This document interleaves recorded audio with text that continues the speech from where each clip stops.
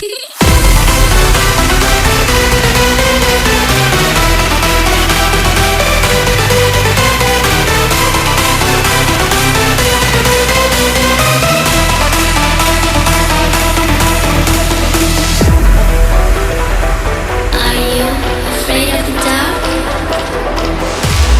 you scared?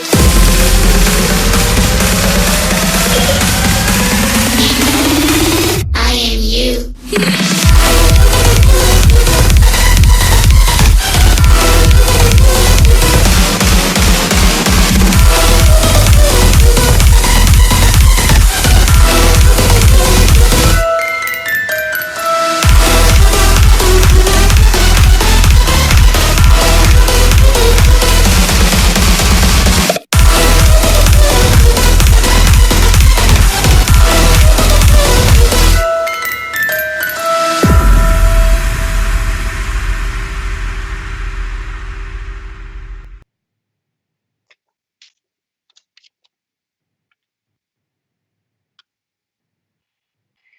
Good evening, everyone, and welcome to our show, Haunting the Afterlife Radio.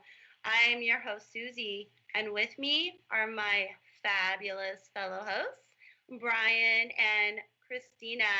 No Caitlin here tonight. But anyways, how are you, Brian and Christina? I'm good tonight. I have a little bit of a head cold, but other than that, I'm doing great and excited for this show because Deb Robinson is amazing. How are you, Bri? Doing good. Just having a little bit of sciatic issues. Other than that, I'm hanging in there.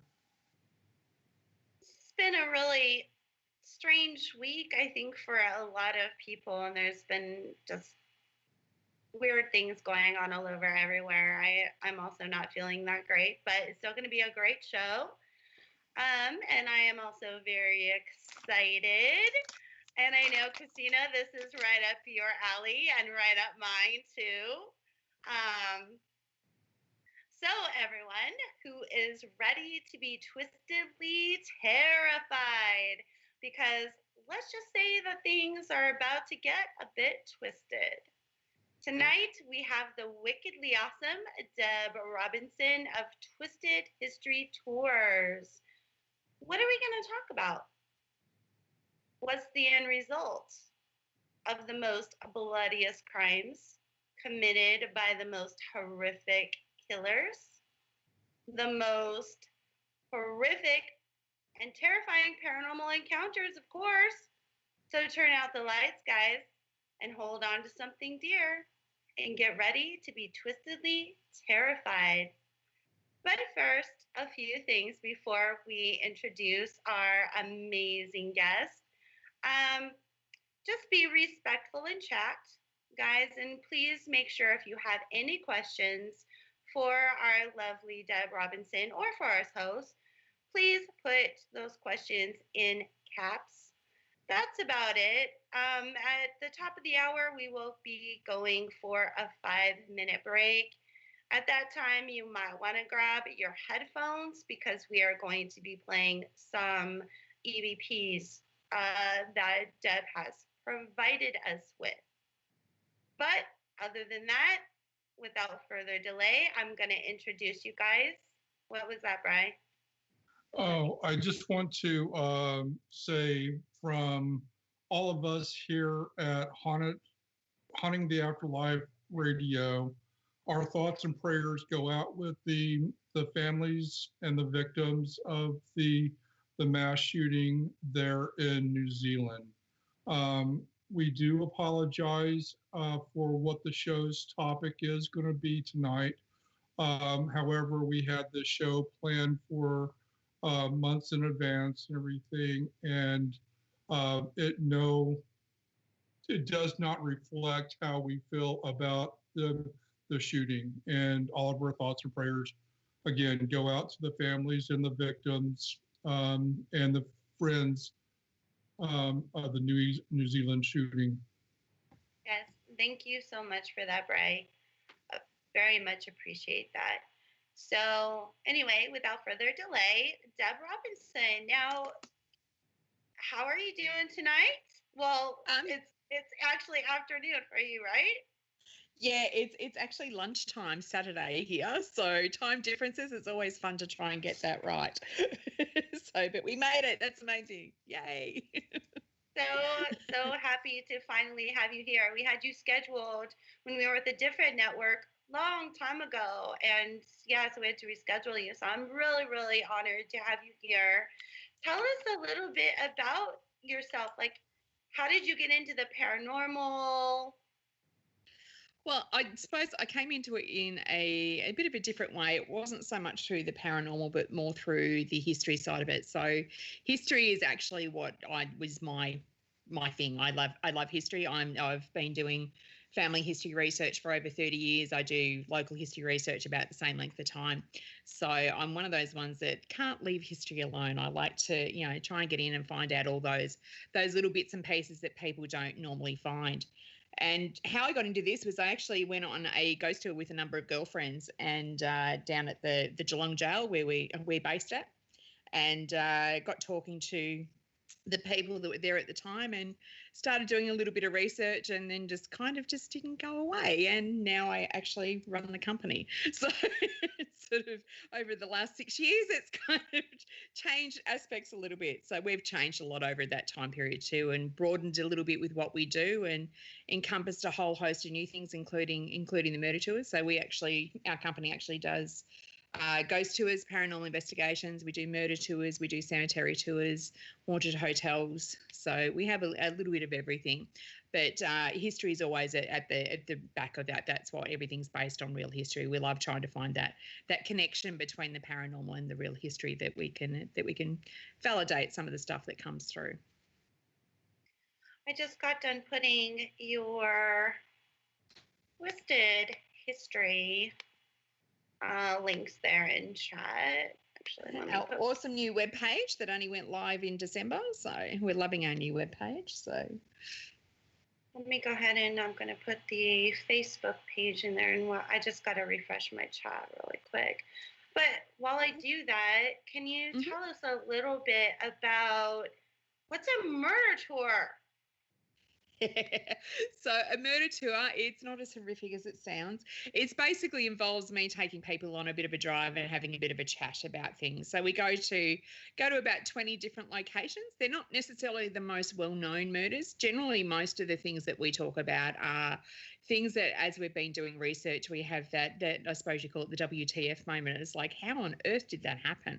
So basically what we do is we provide the facts. We don't try and persuade anyone. We're not giving our opinion on anything.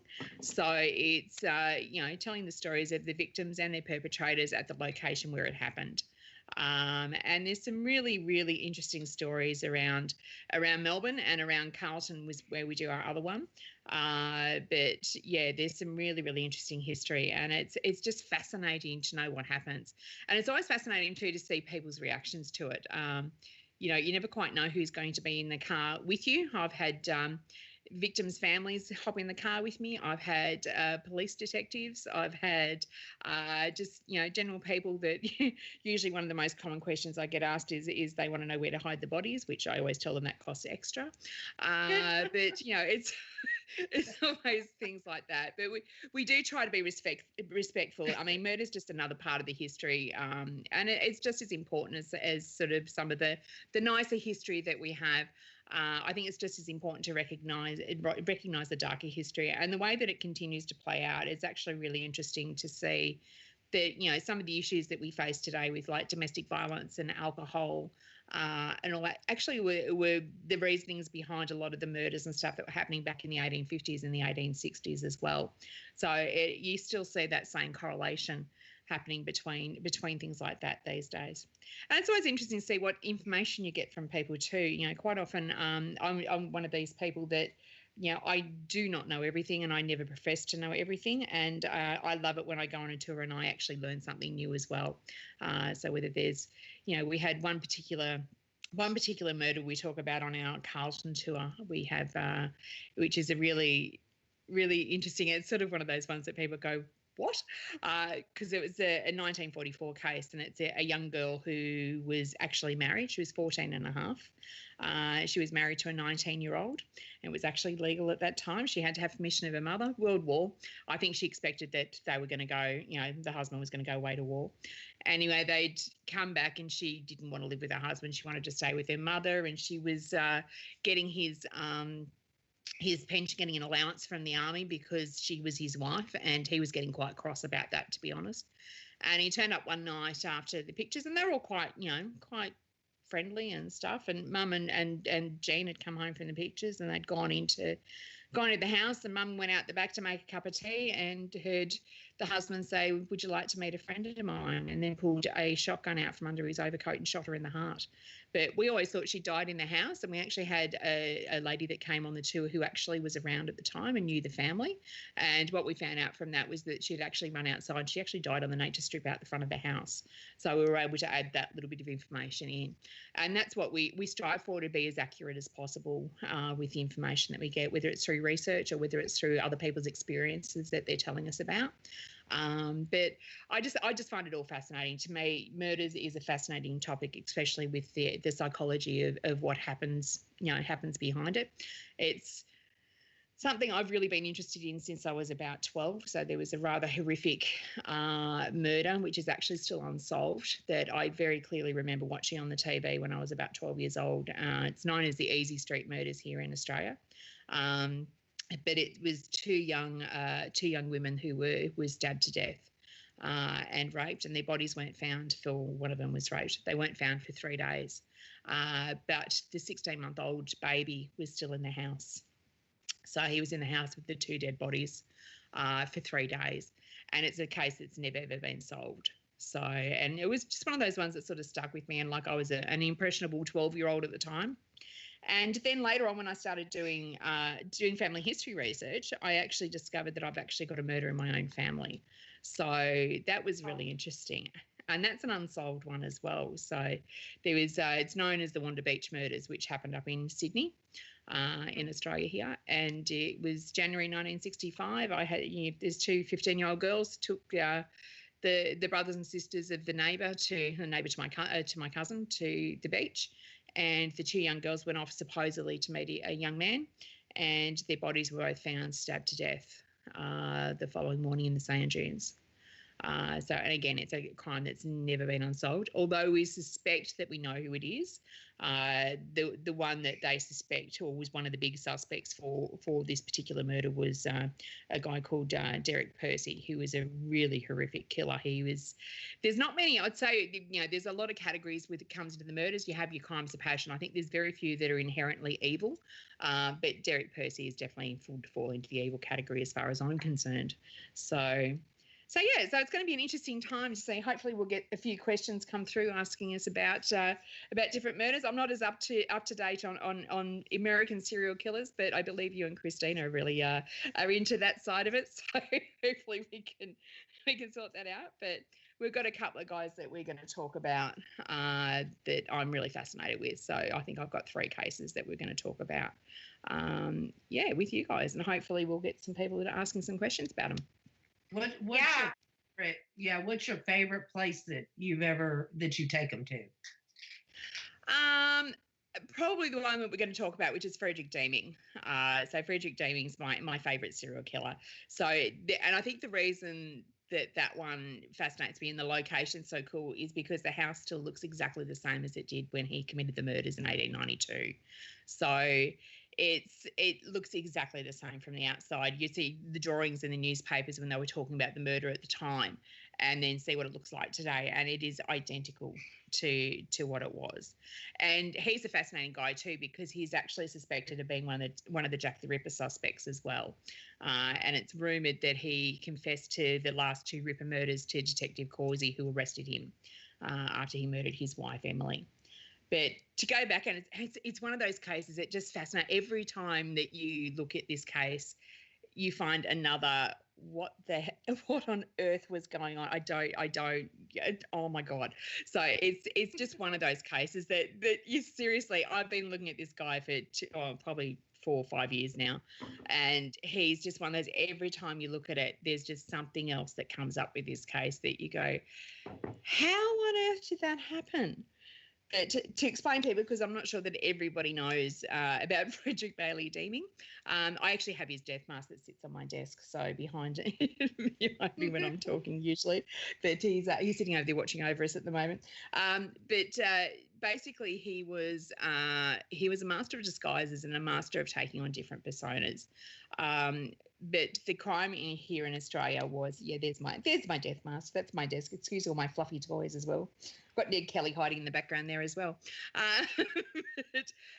Basically, the murder that he was hanged for in the end was the murder of his wife, Emily Lydia Mather.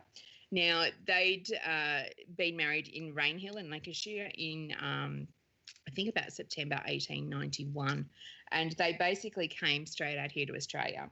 So once they arrived in Australia, they lived in Melbourne for a few weeks, and then they went out to this house in Andrew Street, Windsor. So Deeming had arranged to rent this house, and the young couple would go out there and start their lives there.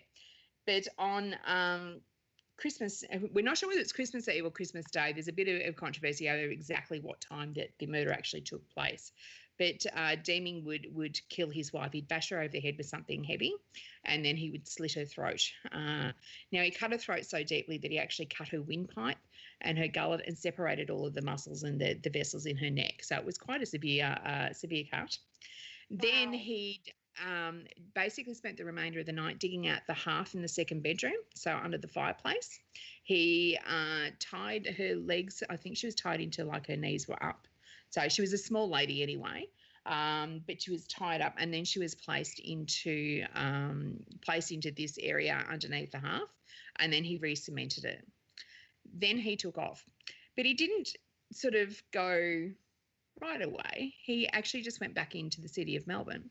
So he went and booked into the hotel, the Cathedral Hotel in Swanston Street, and he stayed there for a number of weeks using the name, I think it was Henry Dawson was the name that he was using there. So he had quite a number of different aliases, and he just used to swap between these personas. But all of the personas sort of had a similarity in the fact that he was very over the top. He would always portray himself as being very rich. He would always be very overly attentive to women.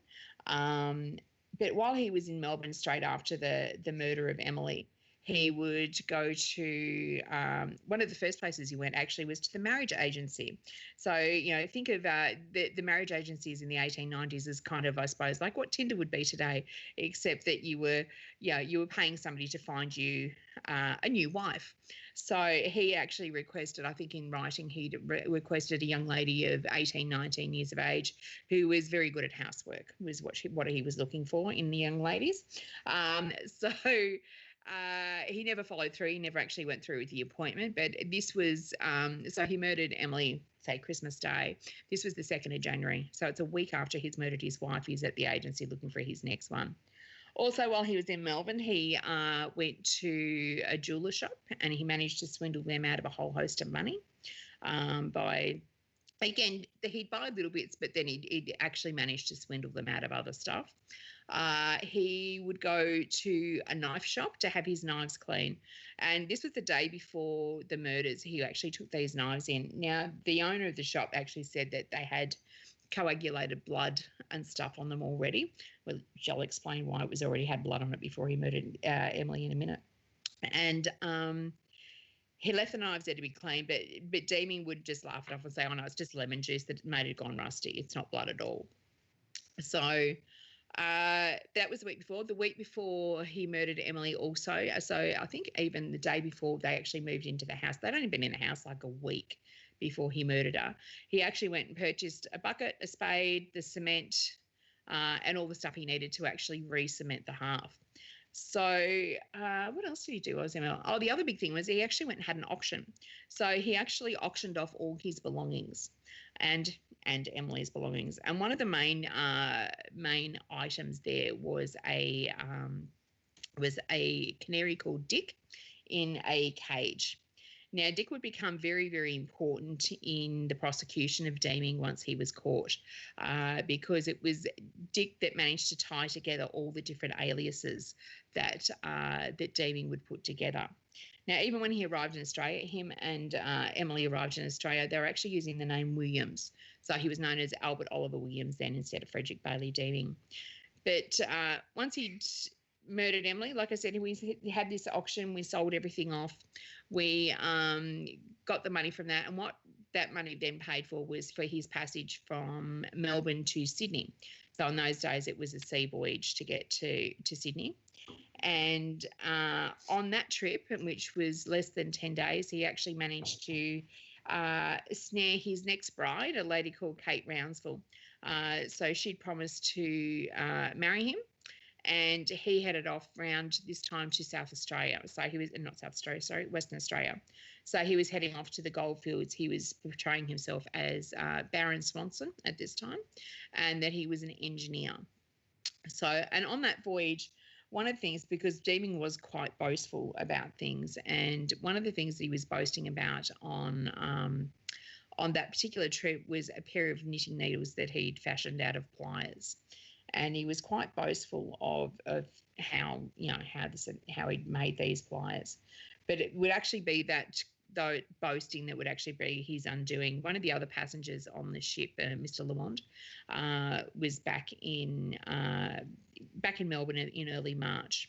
Now, the other thing I probably should have explained is that Emily's body wasn't actually discovered for 3 months. So it wasn't discovered until the beginning of March. And the reason that the body was discovered is that Deeming was quite clever. He'd actually paid out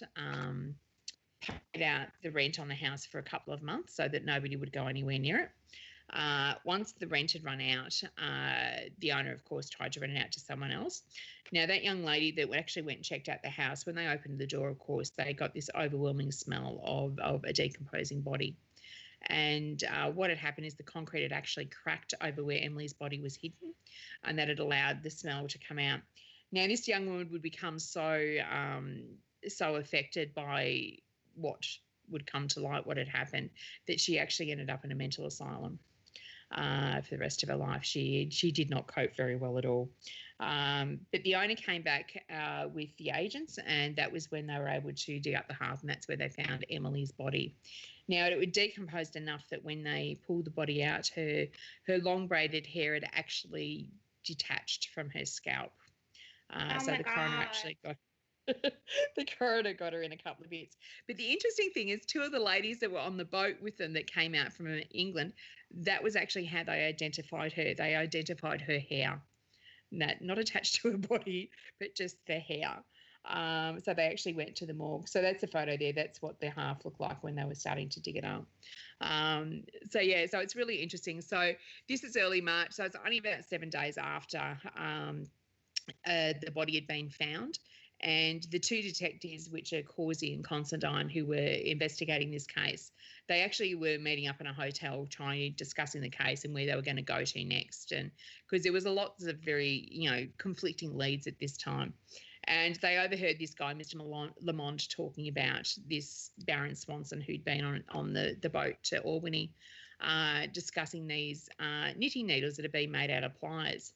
Now, the interesting thing was that Deeming had actually sold a pair of these knitting needle pliers as well in the auction of all his gear.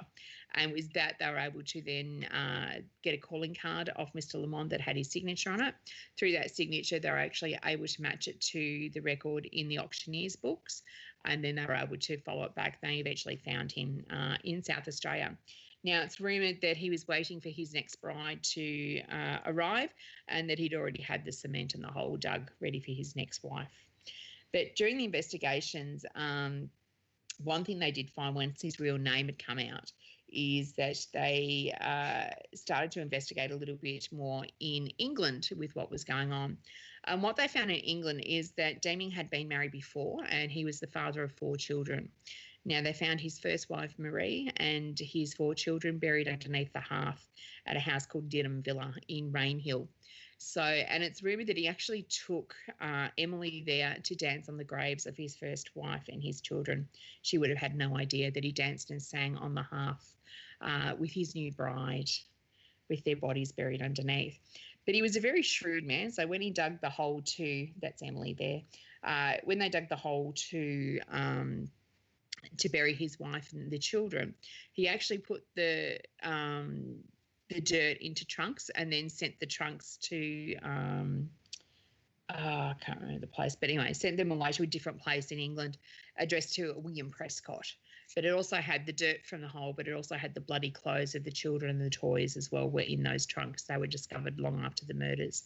But yeah, so they'd been married since 1881 when she turned up in Rainhill, where he was pretending to be this Albert Williams, who was a soldier, and he was renting this house for his superior. And yeah, so he passed her off as his sister when she arrived. And then, of course, she's just my sister who's stopping in on her way to Port Said in Egypt. She's leaving to go overseas. So when she disappeared, nobody thought anything more of it.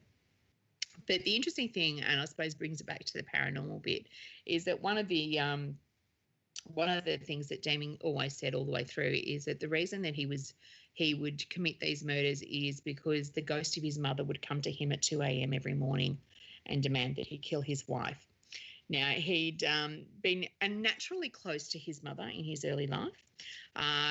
There's rumours that she was actually in a lunatic asylum and that she was actually released to give birth to Deming. He was one of, I can't remember exactly how many kids, but I think there was about 10 of them, I think. But he was, so he would say on and off that he'd had visitations and he would often see his mother in his dreams, and it was her that was telling him to commit the murders later on in his life. The other interesting thing is about 7 months before he murdered Murray and the children is that his brother Arthur, who happened to be married to Murray's sister, had a dream that Frederick was going to murder his family, which he did. So, although I always wonder how interesting conversations would have been in that household, considering his brother murdered her sister for the rest of their lives. I wonder whether that continued to come up in arguments. But he was a really arrogant man, and he even right up to the very last, going into the inquest, he actually would break free and would punch a guy called Simeon Solomon. Now, Solomon is just sort of one of those sort of background characters in the story, in that he actually bought the canary at the auction. Now, Deming at this auction was really nonchalant about everything. He was just selling everything off. However, when the bird came up for auction, apparently he talked for like 20 minutes about the virtues of this bird and how wonderful this bird was. And he wanted £30 for the bird. He got 3. So Solomon had taken the bird home. When they went to the inquest, because of course the bird became known as the silent witness, Deming would actually break free from the police and actually punch Solomon out. And about 2 days later, he got caught between 2 trams in Collins Street in Melbourne, and he would faint, and eventually he would pass away. They think he had a heart attack, but they still believe that part of it was because of the death blow. But the other interesting, and this is where you get these quirky little twists of fates in the Deming story, is when news arrived at home that Solomon had passed away. His daughter happened to be cleaning Dick's cage at the time, and she got such a shock at the news that she dropped the cage. The door sprung open, and Dick made his bid for freedom, only to be caught by the family cat. Oh, gosh. Oh, no. So like I said, there's some really, really quirky things. But like even that picture that Brian's got up there at the moment, that was the front page of one of the police news. But it actually shows the night before he was executed, apparently he had all these vivid dreams about everything. So he used to say that, or one of the stories is that he used to say that the ghost of all his victims would follow him and would talk to him at night. So they did discuss whether he was sane or not. I'm not completely convinced that he was, but he's a very, very, very interesting character. But we often thought that, especially with the Ripper link, that we didn't know that he'd actually be be considered that, but it is actually quite similar the way that it was done. The way that their throats were cut is actually very similar to the way that Deeming would cut the throats. Excuse me, cut the throats of his two families, or his two wives and his children. Although there was one child that he didn't cut, and it was believed that was his favourite child, so he strangled her to death instead of cutting her throat. But the others were all cut. The other interesting thing was that the way that Marie and the kids were displayed when they dug the grave up is that they were very much on display around Murray. So, which is actually quite similar to what the Ripper did with the victims with their insides, and that it was always a very staged scene when it was visible. And that picture there that Bryce got up, that's one of the ones where they were comparing the description of Jack the Ripper with a known photo of Deeming as Baron Swanson. So he was quite similar in build. He would often say that he'd contracted syphilis from prostitutes very early on. He'd gone away. He was away at sea from an early age. So I'm saying that. And that was one of the motives that police were looking at when they were looking at the Ripper cases as well. And there was a third murder that was Deeming is thought to be responsible for, and that's of a young girl called Mary Jane Langley up in Hull. Now, he'd been caught up for a swindle of some diamonds in South Africa, and eventually, he swindled a lot of people, but this one was he was swindling a jeweler in Hull, and he was caught up with that one, so he was jailed for 9 months. Not long after he got out, this young lady, Mary Jane Langley, had been to a photographic studio. She'd had some photos taken, and she was on her way home when she disappeared. Now, she was found the next day in the bottom of a ditch with her throat cut, again, very similar to the way the others had been. And there was a man seen that matched the description of Deeming at the times that was seen following her. But again, one of those coincidences, the way that her body was found was actually that her father had a dream the night that she didn't come home. Her father had a dream that followed a dog to this particular ditch. So the next morning when he was walking to the police station to report his daughter as missing, he actually went to that ditch, and when he looked into the ditch, he found his daughter's body in the bottom of it. So it was all a dream that led to finding her body. But again, it's another one where her killer's never been identified. So, yeah. So very, very interesting guy. But I think one of the interesting things for me is when I started looking at, because you get all the newspaper stories, and even newspapers back then, we still had the sensationalistic stories to get people intrigued and involved in it. Although I think they're a lot more honest than today's media with a lot of these sort of cases. But looking into I go to the Public Records Office here in Victoria a lot. So you go and get the criminal case files and the actual files, and looking at things for that went ahead in the trial and what was actually recorded. And one of the interesting things that I found when I first looked at that file was a telegram from the London police requesting that Deeming be interviewed about the Whitechapel murders before he was executed. So even back then, they thought that he was a viable suspect. There was also another one that turned up, although it didn't turn up until a couple of years after he'd been executed, and that was requesting further information about his location in relation to South Africa, as there was a few unsolved murders there in South Africa that they believed he may have been responsible for as well. So, and these are official letters. These are coming from, police in South Africa to the Victoria Police asking for more information. So they're actually quite viable suspects.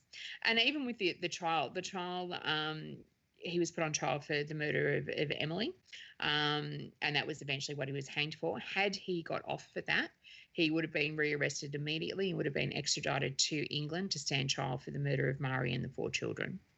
So he wasn't going to get anywhere anyway. But even the trial, so this is the other interesting bit, because during the autopsy on Emily, one of the things that the coroner did was to remove her head. And her head was actually taken to court every single day in a black leather bag by Constable Davidson. He would sit in court with his black leather bag that had her head in it. And it was going to be used as evidence to show that the battle axe was a perfect fit into the mark on the skull. it was never used because they decided it was perhaps a little bit too gruesome. So, but in the meantime, what was happening in the background too is there was a public subscription that was done. So Emily was originally buried in a pauper's grave at Melbourne General Cemetery, and there was subscription. So by the time that the trial had finished, and they wanted to reunite her head with her body, they'd actually exhumed her and put her into this more elaborate grave, which is the picture that Brian had up earlier. So her head was placed back with her remainder of her body. The other thing that was actually placed into her grave in her and hermetically sealed jar is was a copy of the trial records. It was actually placed in the grave with her, and that was reburied. So, but her grave actually has a lovely warning about women who marry in haste and what could happen to them. So there's still a warning there, even now, about being careful with what men these young women take up with. So, but like, and there's the grave there. So you can see it's quite an elaborate grave. So yeah. So it's like I said, it's a fascinating story. So it's just, there's so many twists and turns. It's like, why has nobody made a TV show on this guy? He's absolutely fascinating. There's just so many facets to the story that you just don't quite know which way to turn with it. And like I said, every time you find something new, it's like, oh my God, how did that happen? It's just fascinating. I just love it. So yeah. Do we still have Christina? Christina, are you still there? I'm back. Oh, okay. I saw that you left. Oh, good. Are you okay? Everything good? Yeah, my connection here is not that good. We're supposed to have it all redone Monday, so. Okay. Well, if you need to, you can leave your cam off if that helps. But yeah, very fascinating. Christina, do you have any questions for her about all this? This is your thing. Well, I hadn't been able to hear for a few minutes, but have you ever looked into like serial killers over here in the States? No, not many. I know sort of I suppose the biggest one that sort of fascinates me, and I don't know a lot on the American ones, but I think the one that fascinates me is it H.H. Holmes with the hotel that they used to have. Didn't he used to have a hotel, and the guests used to disappear, and that I think the hotel was built specifically just for him to be able to get his victims. I can't even remember where it is. But the other American case that really does fascinate me is, and I know we were discussing this when we had a chat a couple of weeks ago, is Lizzie Borden. We were talking about. I love Lizzie Borden's story. Yeah. just love it. It's and she is one of those ones that I keep flipping. I'm not quite sure whether she did it or she didn't. So whether she murdered her father and her stepmother or not. And then I kind of think she probably did, but yeah. Not 100% sure. Now, if you could come here, would you go and take the opportunity to go investigate the Lizzie Borden house then? Oh, God, yes. In a heartbeat. You know, we did a show. I think it was last winter, actually, on the Lizzie Borden house. And Brian, what was our outcome of that? Our personal beliefs and everything. I don't actually think that she did it. I think it was his illegitimate son that committed the crime, because he got left out of the will and stuff. Money is a really good motivating factor for a lot of murders. It seems to be. Yeah, it's crazy how people would, just for a dime, commit a murder like that. Yeah. Yeah, I was just watching a show. Sorry to interrupt you. I was just watching a show last night. I believe it's on Netflix. No, wait. I think it was on cable. Oh, yeah, it was on cable. Called The Dead Winter or whatever. And this kid, he was like 14. And he freaking killed. He was killed another boy who was 14 killed him over only like $10,000. Oh, really? Only Yeah. Does it 10,000? doesn't take much? And that's like not a lot of money, guys. Like, Only 10,000? Well, I mean, what about the girls that took their friend out to the woods and stabbed her just to appease Slender Man? yeah, but they were Maybe I saw they something were about that one. Yeah, they were delusional. I mean, they actually might have thought. I mean, if you're that age, you can be very delusional and really think that you're under some sort of a spell by the devil or Slender Man or whoever. But if you're 14, to 18 years old, and you're gonna kill someone over, $9,000 to $10,000. I mean, it doesn't make sense to me. Not to say that even $1 million would be enough for me. I would never kill anyone, but I just can't understand it. That's one of the things I find fascinating is because for me, and this is why I suppose I do the murder tours and that too, it's the psychology behind it is that inherently everyone's brought up with the same sort of sense of right and wrong. And it's how do you become okay to cross that line and actually take somebody else's life? What makes it okay in your head to be able to do that?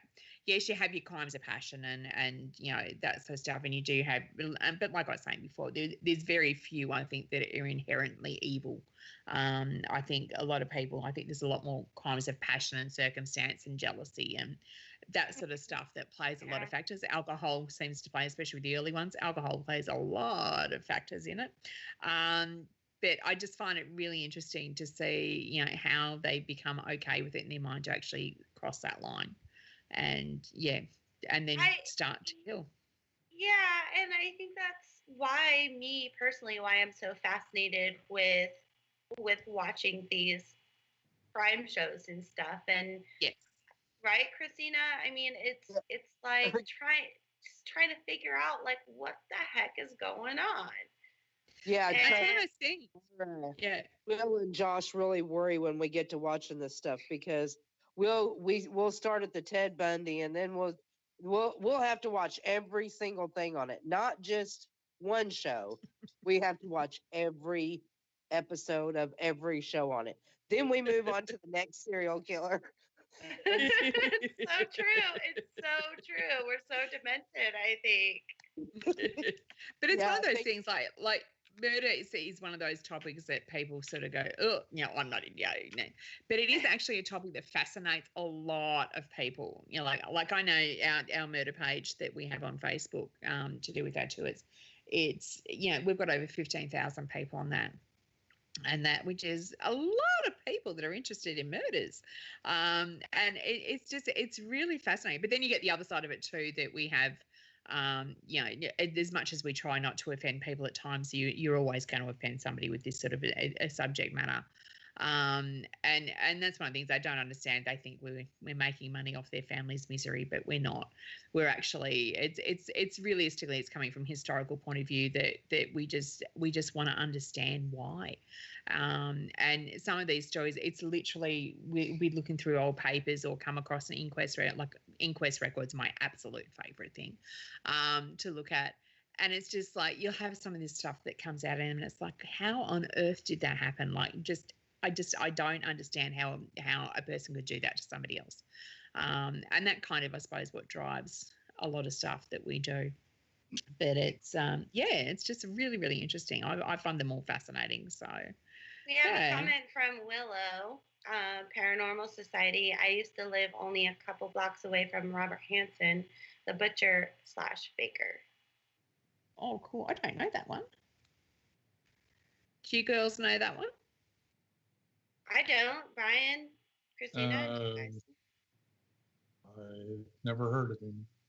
Butcher/baker. That sounds a little scary. We'll have to look that one up.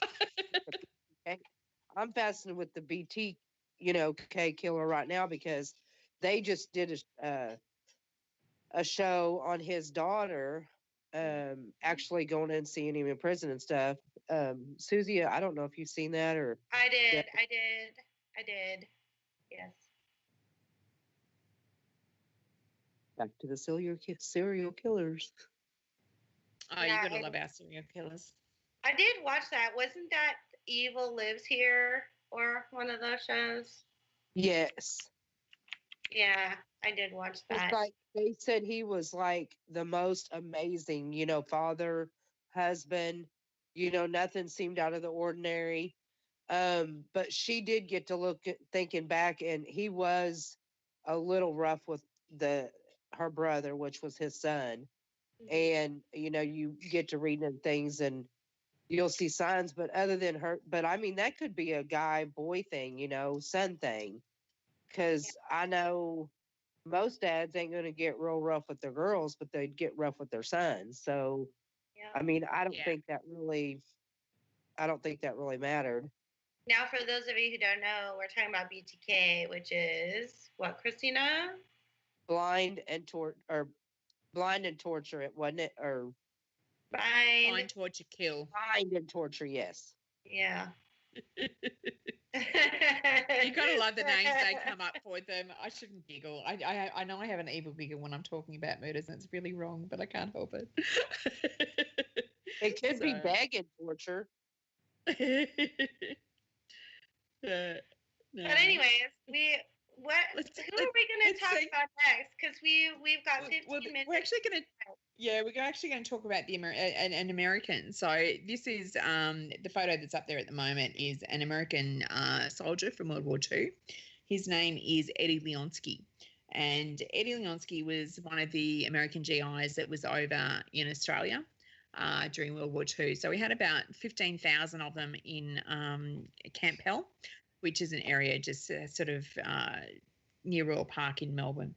And I think they were over there because they were staging to go on to the next big fight. So I know there was a lot of comments at the time that the Americans were overpaid and over here. Was a comment during World War II. But Leonsky is a very interesting character. He was brought up in quite an abusive household. Again, another guy who is completely fascinated with his mother. And in fact, after he was caught for the murders, the one thing that he was more frightened about than anything was that his mother finding out that he'd done something bad. But he's one that I believe had a lot of psychological issues, but that came from his upbringing. But what happened is that he murdered 3 women over 3 weeks in May 1942. So the first one was a young lady by the name of Ivy Hosking. Ivy, I've forgotten her surname. Anyway, Ivy was leaving a club in the city. She was heading back towards Albert Park, and she was spotted by Leonsky as he was coming out of a bar. Now, that photo up there is Camp Hell. So they had 15,000 soldiers that were true to a tent. That's how they were living at the time. So anyway, he spotted Ivy. He followed her home. And the thing that he was fascinated with was female voices. Now, he was well known for when he would get drunk. So he'd go to the hotels. He would get drunk. And the drunker that he got, he would start to speak in this really high falsetto voice. He was fascinated with women's voices and how they sounded. And that was his reasoning for killing these women. He became known as the singing strangler. So what they were saying is that the reason that he would kill these women is he was trying to capture their voices.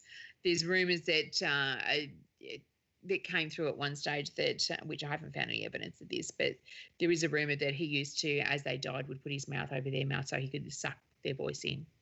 And become that voice, I suppose. But Ivy's body was found in the doorway of a hotel. At first, a worker that came out opposite thought it was a mannequin. But when he went to investigate, he'd actually seen American GI leave the scene. And when he went over, he thought it was a shop mannequin, went over and checked it.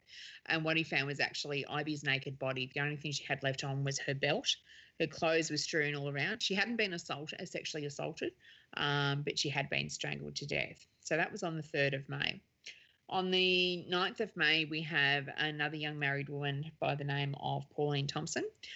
She was actually married to a police officer up in Bendigo. They had 3 kids, but she was working at the time in Melbourne. So she was staying at a place called the Morning Star House, which is now the Mercure Hotel in Spring Street in Melbourne.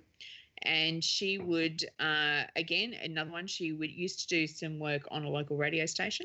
She went out for girls' night with the girls, but she was last seen in the company of an American GI, and then the next morning she was found strangled to death in the doorway of her house.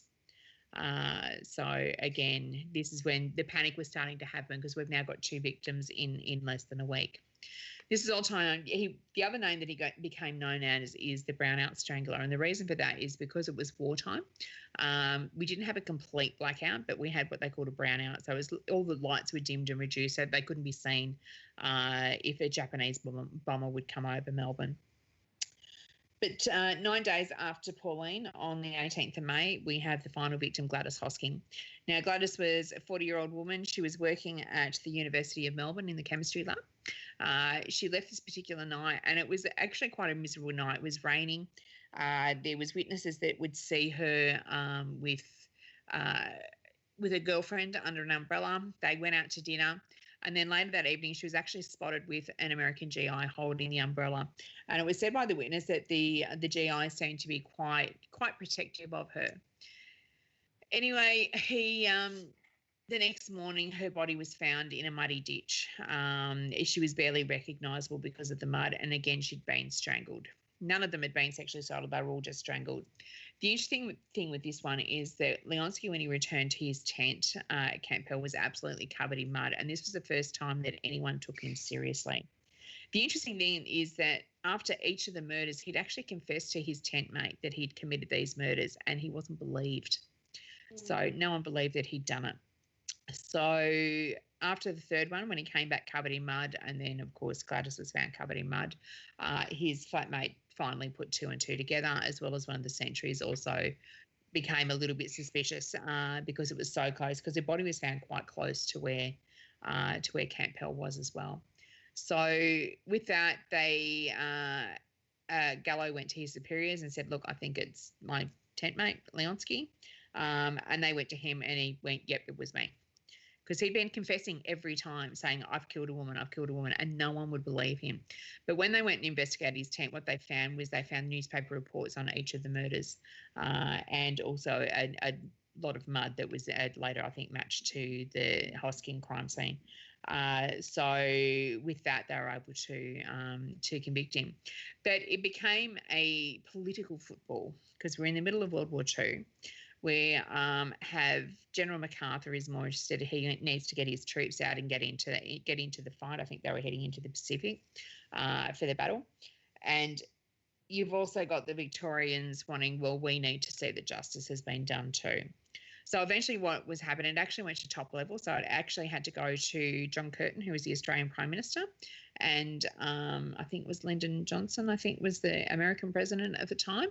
So it became an agreement between them that it would be carried out by the American military. So there was a court-martial held that the Victoria Police would help conduct as well. So it was done publicly. So that photo there, that's the crime scene. That's where Gladys was found. She was 350 metres from her front door when she was murdered. So they agreed to allow the American military to conduct the trial, and he had a lawyer by the name of, I think it's Ivor Rothberger, who would actually become quite famous later on. It was actually this case that ended up with the Uniform Code of Military Justice being formed, and it was actually based on this case and what some of the things that had happened would lead to that being put into place. And that's the same laws that are still used by the military today. So there's actually been a long-lasting legacy out of this. But the end of the story is that basically that Leonsky was found guilty and he was executed at Pentridge Prison by the American military. So even though he was executed at Pentridge, he actually doesn't count as one of the 186 executions that took place here in Victoria. So he remains on the American list. So, and it was because the American military took it out. So, Wow. yeah. So very, very interesting guy. So I bet they would actually say when he wasn't drunk, he was the nicest guy. And even he himself described himself as like Jekyll and Hyde. Once he drank, he became this completely different person. But he was interesting that too, because back then, usually here in Australia, if they actually passed a law back in the 1800s that if you were executed in a jail here, you had to be buried within the precincts of that jail. Leonsky wasn't. He was actually buried in Springvale. And then at the end of the war, when they basically they'd exhumed a lot of the American servicemen that had been killed overseas and took them back. So he's actually now buried in Hawaii in America. So, but the law for having to bury them within the precincts of the jail came about because we have a case in 1853 here in Australia of a bushranger by the name of George Melville, and he was executed for his crimes. And back in those days, the family could come and claim the body after the execution. But his wife, who had the fabulous name of Alphonsine Barbalet, would come and collect his body, and she ran an oyster shop, which was kind of, I'm not sure exactly what they sell, but there was a lot of oyster shops around. So it was a shop in the middle of Melbourne. So she collected her husband's body and she sat him on a chair in the front window, decorated him with flowers and streamers so she could protest against the most barbaric treatment that had been done by the Victorian government. So, of course, the government couldn't let this kind of thing continue. So they passed a law from that point on that anybody who was executed within a jail had to be buried within the precincts of that jail because, we can't have decomposing bodies sitting in the front windows of shops in the middle of beautiful Melbourne. You don't need to make this stuff up. There's so much interesting history. What's this guy's name again that we're talking about right now? Ursula wants to know. Eddie Leonsky. I can't pronounce it, so Leonsky. Leonsky. Yeah, I got that one wrote down. I'm definitely going to check him out. Yeah, so he's a really. And then before we were talking about Frederick Deeming, right? Is that how you say it? That's correct. Yeah, okay. Frederick Bailey Deeming. Yes. Yeah, Deeming. Who is maybe who? Jack the Ripper. Jack the Ripper. Well, thank you for joining us, Ursula and John and everybody else who's just been coming in to chat. We're very excited to have you guys here. We're talking about all of these crazy, infamous killers. Yeah. So I'd like to know what everyone else is. It's actually one of the questions I ask my murder tourists. What's your favourite murders? So that's a good question. And it's one of those things, people either look at you like you got two heads. It's probably favourite's not probably the best term to use, but maybe the murder that fascinates you the most. But I'd be curious to know, even with our chatters, what their favourite murder might be. Give us some things to go and look up for. Yeah, guys, what are your favorite? Your I'm gonna put air quotes around this. Your favorite murders. Mine. I would probably have to say, I don't know, either Jeffrey Dahmer or. No, I was fixing to say, Susie, please don't say Jeffrey Dahmer. or the clown guy. The clown guy. What's his face? Gacy. Yeah, Gacy. Yeah. Just because he liked to dress up as a clown, I'm gonna have to say he's very interesting. And then I did just watch one of the shows on him, and his sister was just like, he was an awesome brother, and it's interesting how they have these two faces. Some of them that they have this. They can be this loving family and a family man and part of, all of that. And then they have this other side where it's this, demented, dark person that does these horrific things. Willow Paranormal says the Ketty murders in Cali. The Ketty, am I saying that right? Ketty? Yeah. Willow Paranormal give me lots of things I need to go and look up afterwards. Right. I know, right? I'm not sure what you Ketty. up. So, Will and I had went down to New Orleans, and we actually did a museum there Oh gosh, we're gonna talk about this. Okay. with Bloody Mary. Bloody Mary? And yes, you need to look up the Zach and Addie case in New Orleans, Louisiana, because it is recent. It's right after which war is that, Susie? Huh? Sorry, I was typing in chat. Oh, sorry. Which war was that that he had come back from, or Brian may know? It was Iraq. Could be. Yeah, he came back from Iraq, and him and this girl got together, and he ended up. We went to investigate this place. Will knew nothing about it, and I wasn't going to tell him. I just kept my mouth shut. So him and a couple other people were in the kitchen investigating, and I was in the next room, so I could hear them all talking. And one of the ladies started giving the history of it, and I'm thinking, oh, he's fixing to find out that he had dismembered her body and tried to cook it in that stove that he's leaning on right now. Yeah, that reminds me of a case here in Australia. We have our female serial killer. There's a lady. It is a more recent one, Catherine Knight. All right, before we get into that really quick, because it sounds like it could be very long and interesting. We need to go on break, guys. It's top of the hour. Cool. So, we're having fun. no, we're having a very interesting. I love this diversity. Like, it's not just all about paranormal. I mean, although we can link this to the paranormal, of course, it's all about just, diversity and I not everybody's just interested in the paranormal, I mean, Christina and I are totally watching crime shows every single night, probably. So I know I am. There's so much that's connected. It just connects things. And it does really connect to the paranormal, because a lot of these cases, when you have someone who is so horrifically murdered,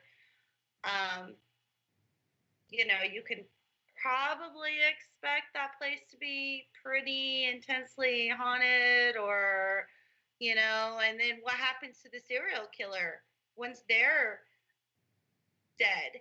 What happens to them? Where do they go? So it all does connect. But we're going to go on break for about 5 minutes. Don't go anywhere, guys.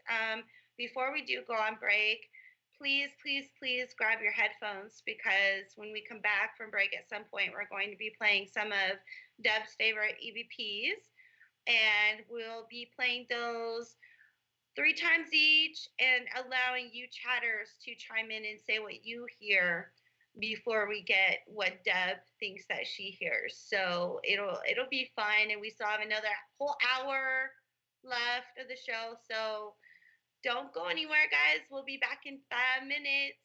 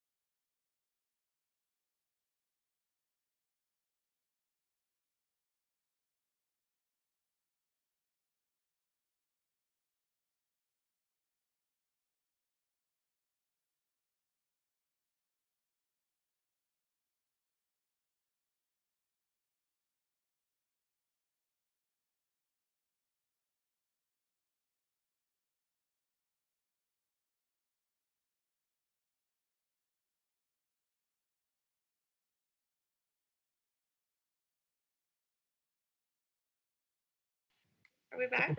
We're back now. Okay. Welcome back, everybody, to Haunting the Afterlife Radio. We're having a twisted time tonight. So they're gonna be wondering what we've been up to in the break now. We're having a great time. I mean, I know it's kind of a morbid subject and everything, but anyways, we're talking with Deb Robinson. We're talking about bloody crimes and horrific killers and how it all ties in to the paranormal. And I hope you guys grabbed your headphones, because we're going to be also playing some EVPs soon. Are we back live? Because I lost my screen, Brian. I think we're back live. Yeah. Maybe I need to refresh. Oh, I did. Sorry, guys. I need to refresh.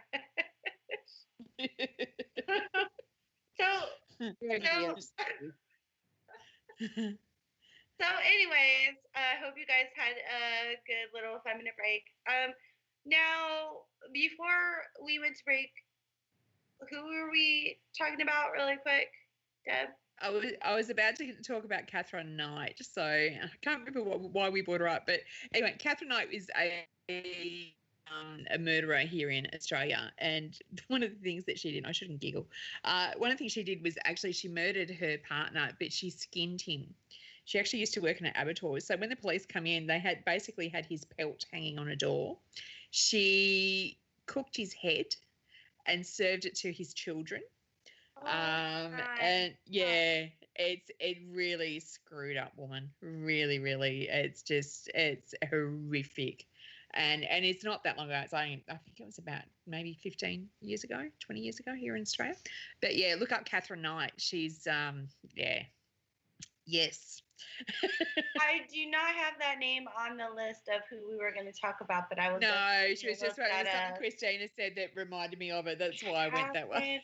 Wait, what's her last name? Knight. Catherine. Knigt.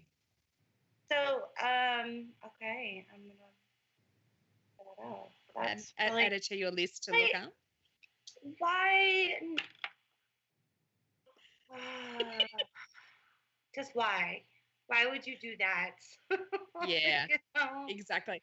Like I said, to me, most of them seem to be crimes of passion. There's just these odd ones that have these really, evil streaks through them, I think. So, I mean, I hate to say this, but I could actually understand, I could comprehend a crime of passion, but when you get to the point where you're like skinning somebody and like serving their head, it's dedication. Dedication to your path, isn't it? What do you chatters think about this? Like the psychology behind this horrific kind of crime. Where do you think it comes from? Is it that these people are psychotic? I mean, is it that they had an abusive childhood, that they think of people as not being people, they think of people as being things? Do they have head injuries? Did they get it? Because that's another thing that I've heard of when it comes to killers like this, is that they've had a traumatic head injury when they were young, and that part of the brain just doesn't work anymore, that empathy. So they don't have that anymore. I mean, I guess it's just... Apparently. Really, Brian? I missed that. I didn't see it because I was looking in chat.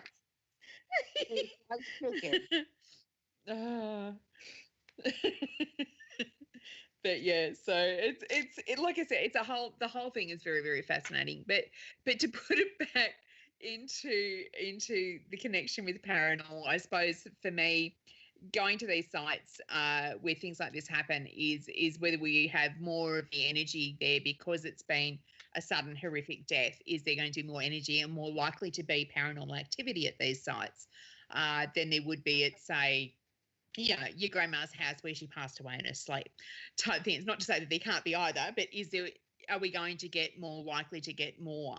And it's something I think about a lot, especially, our home base is a prison, and the prison that we work in, Geelong Jail, it's one of the oldest ones. I think it was built in started being built in 1849, which I know is new history to you guys, but for Australia it's old history. But it opened in 1853, didn't close until 1991. But for a lot of its life, it was actually considered the hospital prison. So it would be where anybody in any of the jails in Victoria, if they were dying, if they were elderly, if they were disabled, if they were sick, needed specialist care, they would be sent down to Geelong.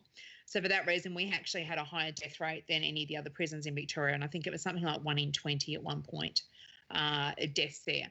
So because of the number of deaths that we've had there, and because some of these people are, really nasty people, do we get heightened activity in these sorts of places? The same with, I know in Victoria, 2 of the other popular locations are lunatic asylums. So, is there heightened there because of the energies of the people when they were alive that then impacts on when they've passed over? Does that give us increased, ability to find or to try and make those connections to something that may be there? Well, what do you think about that? What's your personal opinion on that? Do you think it does give heightened paranormal activity, or? I think it does sometimes. I think for me, sometimes it's more the suddenness of the passing, especially with somebody who's not expecting to pass over. So I think the suddenness of that passing then can leave that imprint on where they are. And the other interesting thing I find here, especially with looking at paranormal stuff, we do a lot of old hotels. Now, the hotels that we go into aren't necessarily in the same form as they were at the very beginning. But it doesn't mean that there can't be impressions from those early days still left on that ground, I suppose, is what you're saying. It doesn't necessarily have to be the building itself, it's the ground. And I think sometimes we get caught up with the building and what we're in to not understand, especially here in Australia, it could be somewhere that there's some Aboriginal history to it that isn't necessarily well known. Or, is there something that happened when it was, an old weatherboard shack that burnt down before the brick building was built? Is there something that happened there that's still imprinted on that area? Not necessarily, I suppose it comes back to, is it residual and intelligent and all that sort of stuff? So there's all these questions I think that you need to keep in mind when we're looking at this sort of stuff. So yeah, and I suppose that's part of what my role is when I do the history, and like I do a lot of history research before we go into a location, but I don't give it to anybody. No one sees that history until the end. I like them to come and tell me what's happening, and if sometimes it's they usually know with me because I usually start giggling and dancing if I think it connects. I have a little happy dance I do, but I find having a separate person doing that too sometimes actually helps to not validate it, but it makes it more real, I suppose, because it's not influencing, because they haven't done the investigators haven't done the research themselves, so it's not influencing what they may be getting or what they think they might be getting. They're coming back to me and I'm going, yeah, okay, well, I think it kind of makes sense because this is what happened in history that I can prove. So it's sort of coming at it from both angles, and I think that sometimes can be sometimes it's that if you've got a small team where you've got the one person doing everything, sometimes that can be a little bit harder to do. So yeah. I want to interrupt you really quick. We do have a Jeff inside the chat. Yes. Yep. Saying that you tease, quote unquote, you tease us with no info. LOL. Jeff's my medium. He's coming with me to see more tonight. Oh, I hope you guys have a blast. So, yeah, and it is that I'd like them to tell me what's going on rather than me giving them any info. I give a very bare bones history of the building, but I don't give specifics of things that have happened or names and dates and things like that.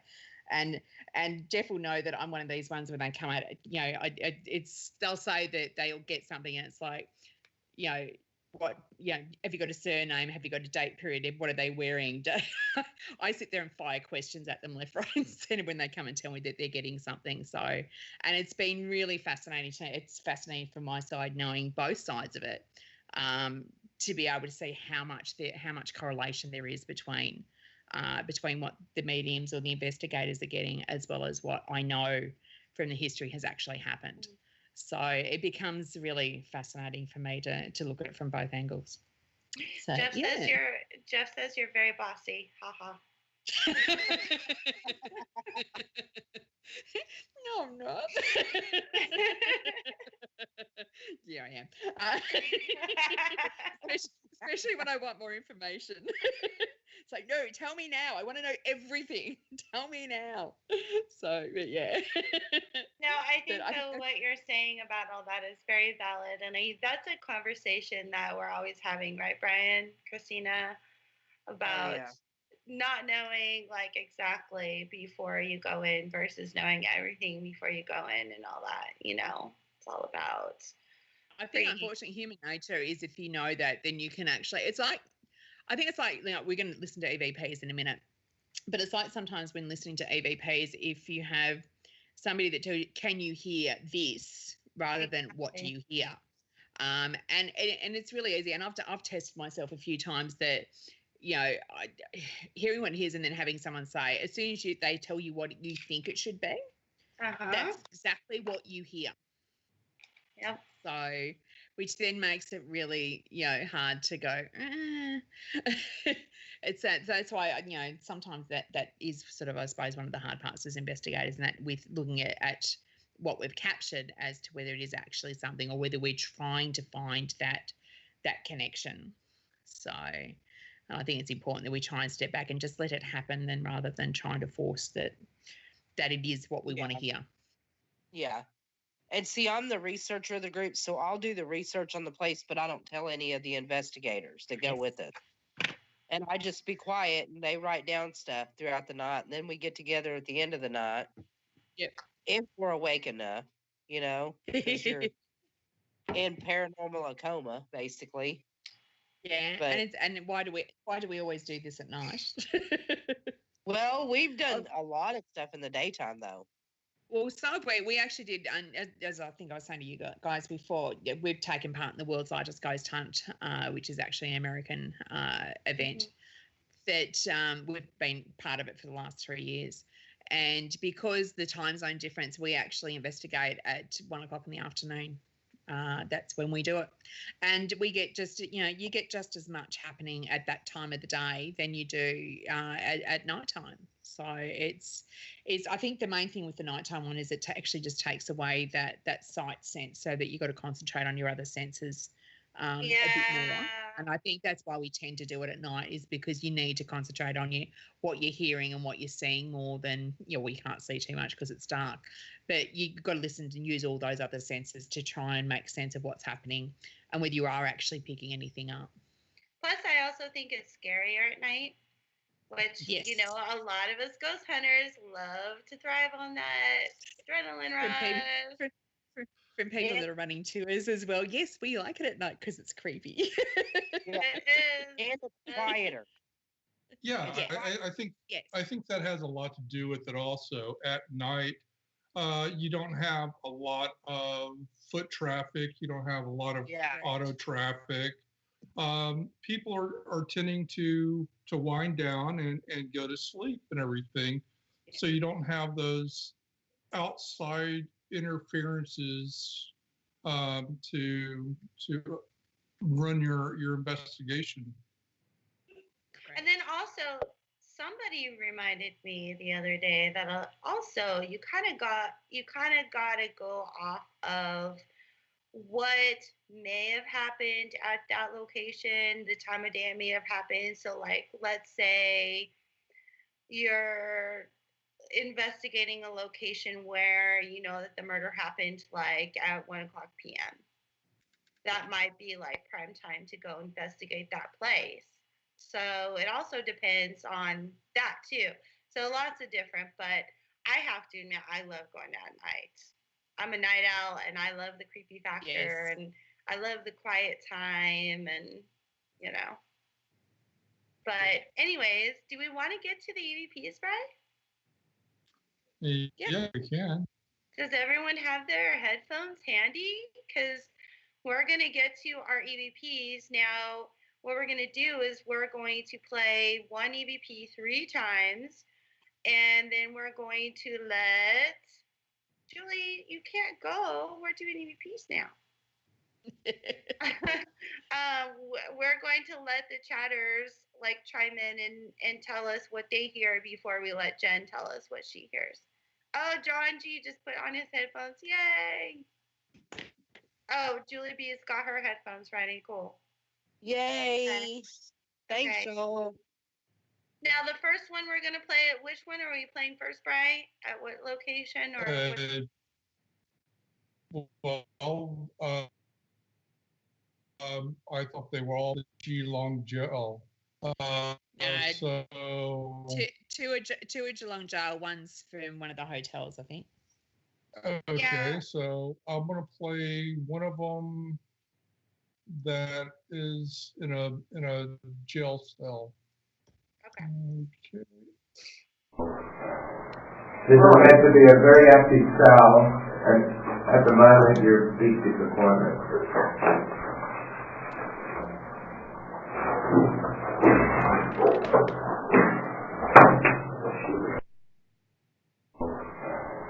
This is meant to be a very empty cell, and at the moment you're deep disappointed.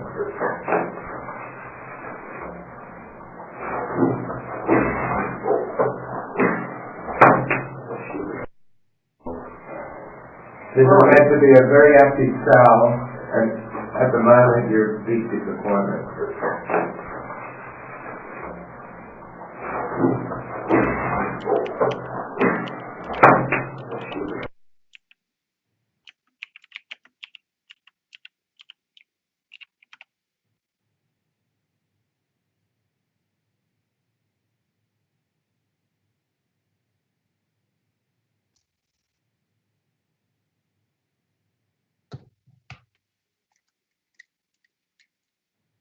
I think that one's over.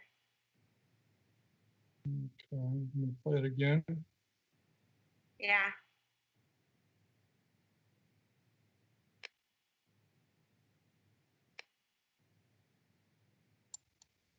Okay.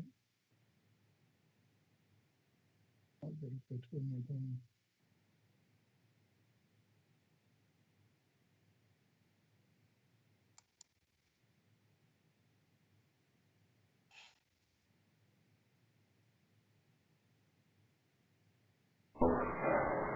This is meant to be a very empty cell, and at the moment you're deep disappointed.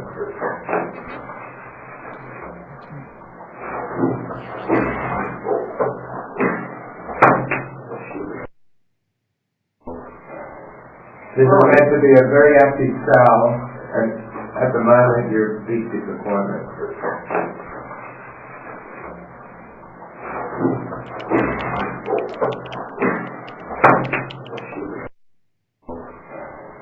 This is meant to be a very empty cell, and at the moment you're deep disappointed.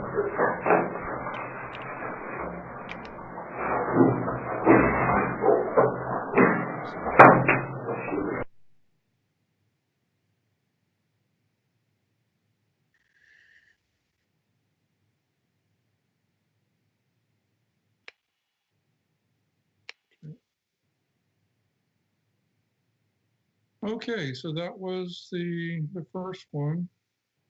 Now I think that one. You said it was from the Geelong. I'm saying that right. Cell. Yeah. Okay. Geelong, yeah. Okay. So you had three, right? You had the Geelong, then you had the Washington one, and then the other one. There was one in the. What's the one I'm missing? It was three. I can't even remember what I've sent you now. Let me have a look. Yeah, there was three. There was one. Justin says yes, Brian. They're coming through. So there was the Geelong one, and then there was a music one, right? Yeah. There's music one, that's the jail one too, and then the other one is from the Royal Hotel, which is where we're going tonight as well. Okay. So what do y'all think the first one was? What y'all hear?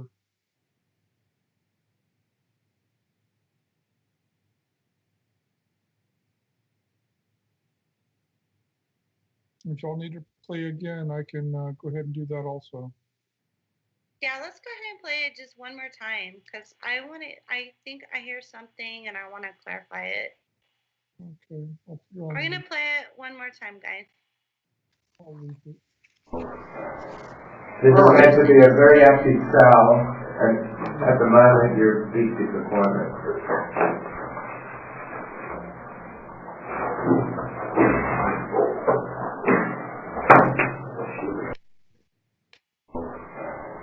This is meant to be a very empty cell, and at the moment you're deep disappointment.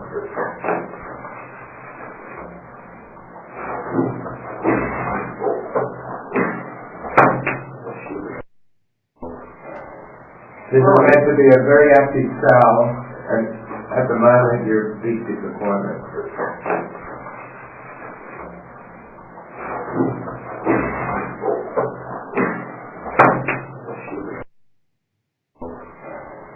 This is meant to be a very empty cell, and at the moment you're deep disappointment.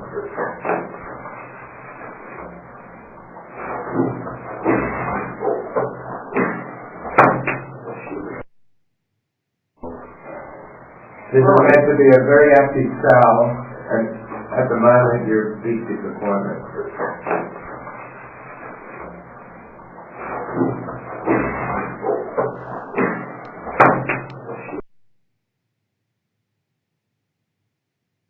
Okay.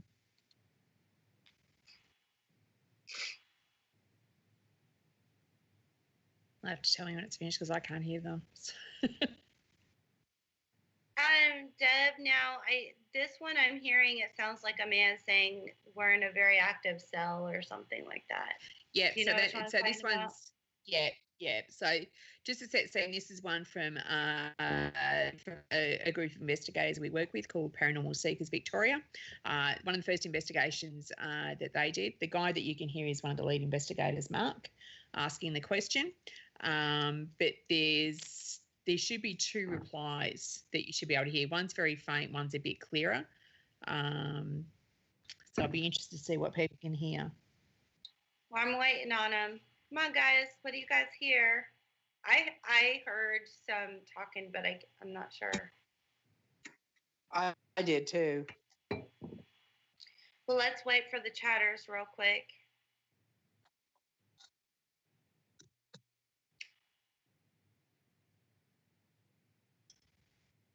No one coming through yet. John, did you hear anything? Julie? I know you guys got your headphones on.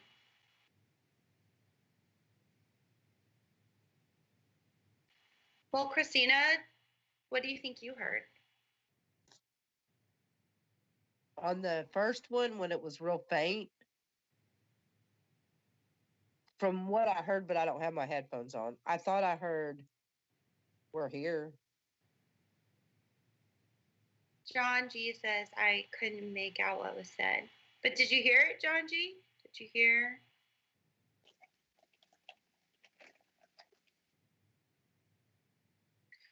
Okay, Deb, well, tell us, what do you think? So there's two replies. So you hear the investigator asking, so this is supposed to be one of the most haunted cells, and you hear yeah in the background, and then he says, but it's a big disappointment so far, and you hear, we'll go and get effed. Oh. Wow. Okay, gotta love those sometimes.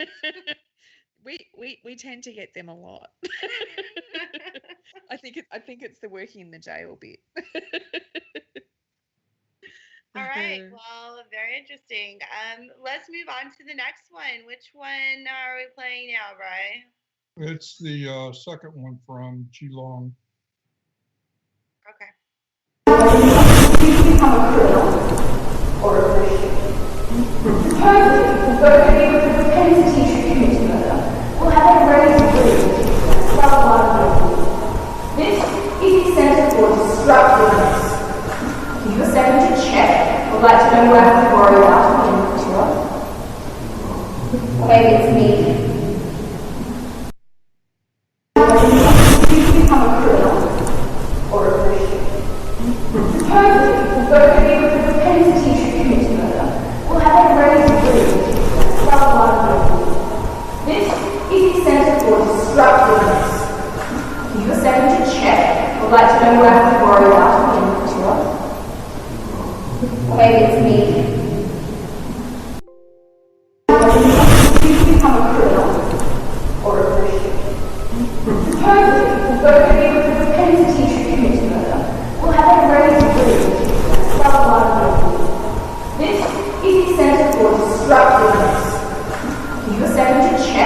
you'd like to know who I have to worry about in the tour? Or maybe it's me. You become a criminal or a Christian. Supposedly, we'll go to be with the repentance.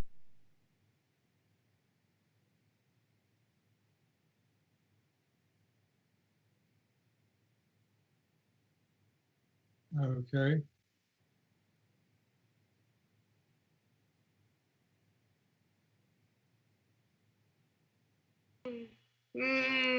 I heard lots going on there. Did somebody say succubus? Just to put that one in context, that was actually one of our ghost tours.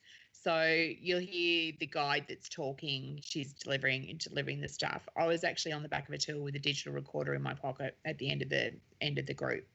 I didn't actually pick up any words with this one, but there is music in the background. Every time the guide takes a breath, there's some old-fashioned music playing in the background. Now, we had nothing around that was playing anything.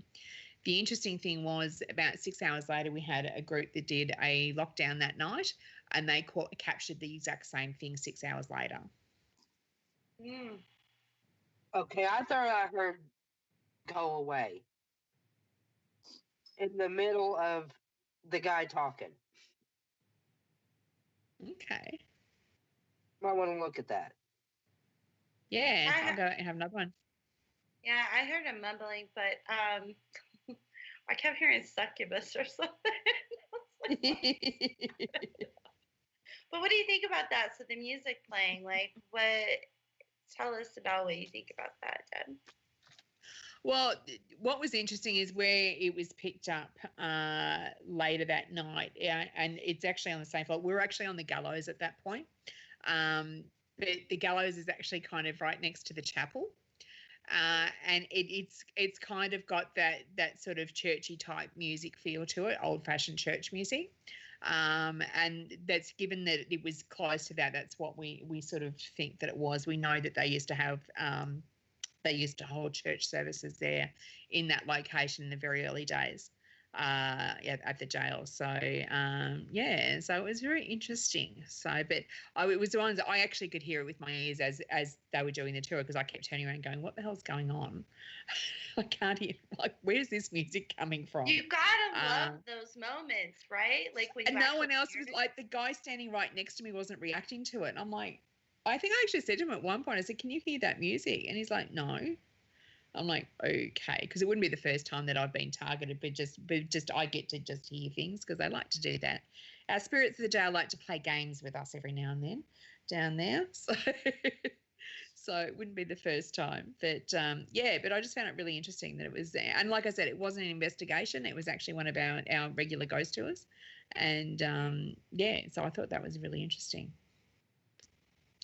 So I think we've got one more. Yeah, we do. Got one more. So this one's at the Royal Hotel, which is actually where we'll be going back to tonight, up in the ballroom. Give me a minute, guys. I just messed up my screen. Oh no, what did I do?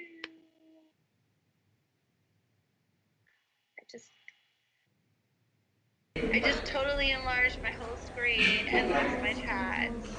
Who was talking about the day? Oh no, hang on, bear with me. It's not helping either. Oh gosh, okay. Just go play it right. Who was talking about the day?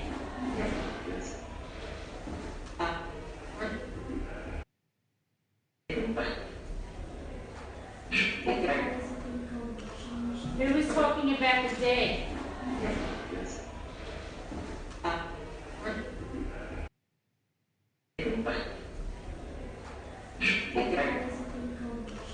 Who was talking about the day?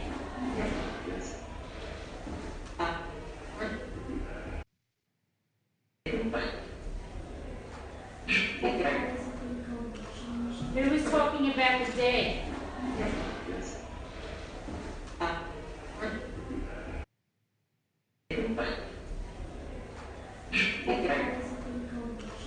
Who was talking about the day? Who was talking about the day?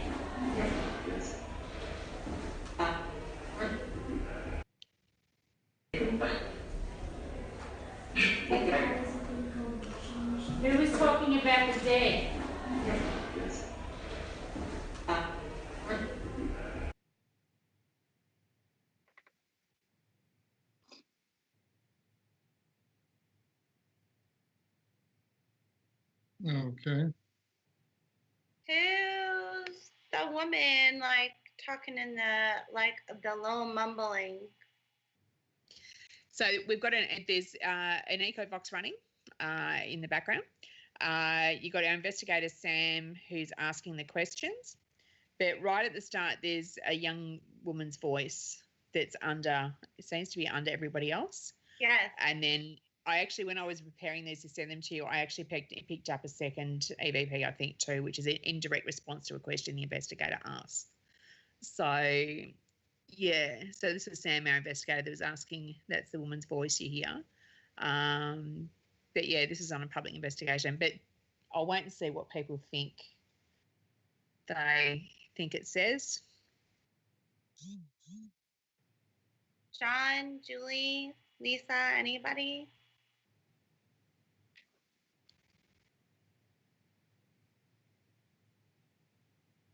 Wait for just a few. No, while we wait for them to respond, I'm going to put your links here in the chat. Cool. Real quick.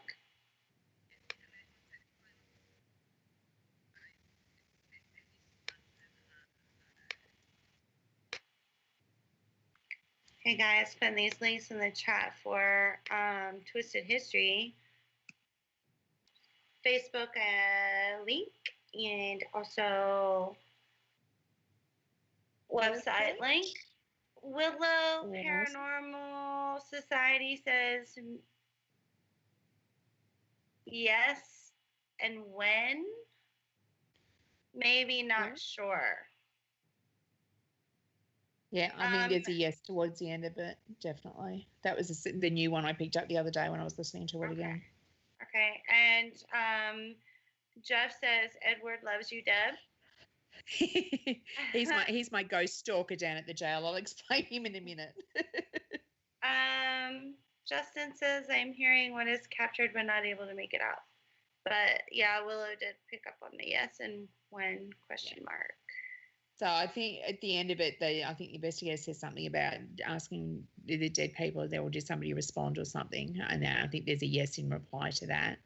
The earlier bit is it seems to be a young voice asking something about a washing machine, which is really weird. I definitely heard that voice. Yeah. Yeah. It's a very low. It seems to be under all the other voices on that because they talk over it too. So which to me is an indicator that it wasn't heard at the time. But yeah.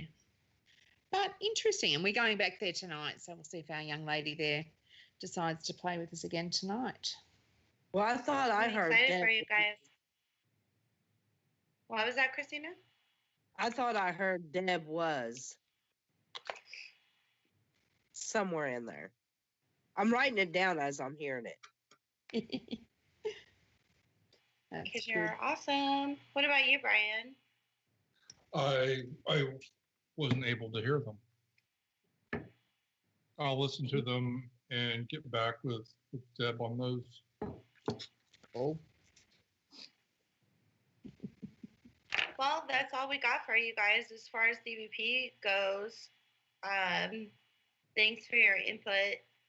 Appreciate it. I know some of you guys couldn't make it out, but I definitely still appreciate you guys listening for sure. So we've got about 10 minutes left, Deb. Cool. You want to wrap up with one of your favorite I don't know, what do we want to do? Wrap up with one of your favorite serial killers, or we've still got our female serial killer that we haven't talked about yet that I sent the stuff through for. So. Oh, there we go. We got Martha. She's an interesting lady. Is that the picture that you just had up before we started the EVPs, Brian? Yes. Yeah, woman in prison garb. All right, let's talk about her. And also, guys, if you have any questions for Deb or for us, please ask away in chat. Just put your questions in caps so we can see them better. But yeah, ask away. But yeah, let's talk about her. So Martha Needle is one of our female serial killers. So here in Victoria, I think I mentioned before, we had 186 executions. Out of those 186 executions, only 5 of those were women. So Martha Needle was I think she was the 4th woman to be executed. And what she was executed for was murder. But her method of murder was to use a product called Rough on Rats. It was arsenic. She used to put it into people's tea. So she actually killed, or was reportedly had killed her 3 children, her husband, and then her future brother-in-law. So she was born in Adelaide. She was married at 17. I think she was escaping a quite abusive family home. She'd been sexually abused by her stepfather when she was 13, which had made the papers. And then the family moved over to Richmond in Victoria. Now, Richmond in the 1890s wasn't a particularly great place to live. It was very sort of low poverty, all that sort of stuff. So it's hard to make a living, all that sort of thing. So when the children died and even her husband died, no one really took a lot of notice. She used to doctor shop. There was a lot of doctors that were involved. So nobody looked terribly hard given that where they were and that these symptoms had seemed to come on quite suddenly. But the reason that she was killing them was for the insurance money. So when her first daughter died at 3 years old, there was £100, which in the 1890s would have been quite a lot of money. So she had that. Then 4 years later, her husband died. Henry died.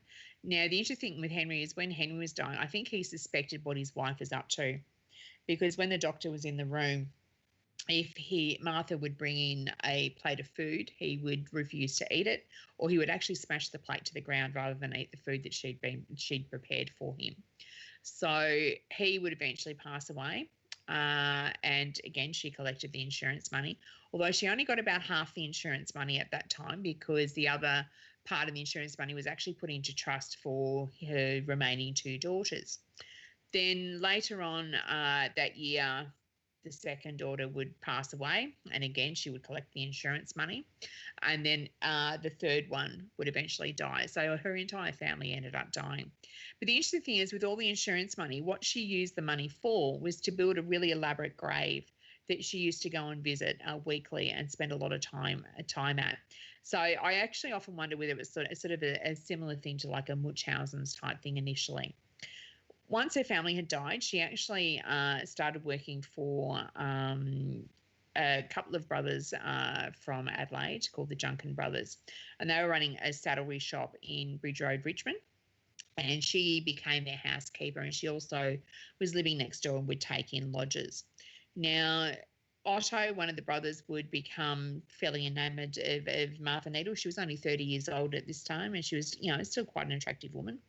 And they would go out dancing and singing and, all that sort of stuff, going out for dinner and all that sort of normal courting sort of stuff. But the other brother that was there in Richmond, Lewis, didn't approve and wouldn't give his blessing to the marriage, and then would suddenly become quite ill.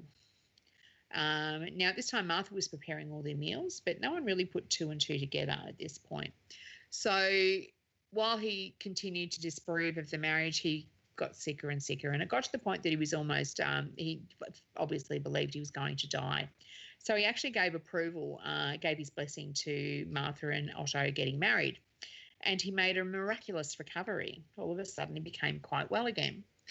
That wasn't until about 6 months later, and then it all started happening again. And this time he actually passed away from whatever illness that they thought he has. I think they think he had tuberculosis or something. There was some sort of thing that they think he had.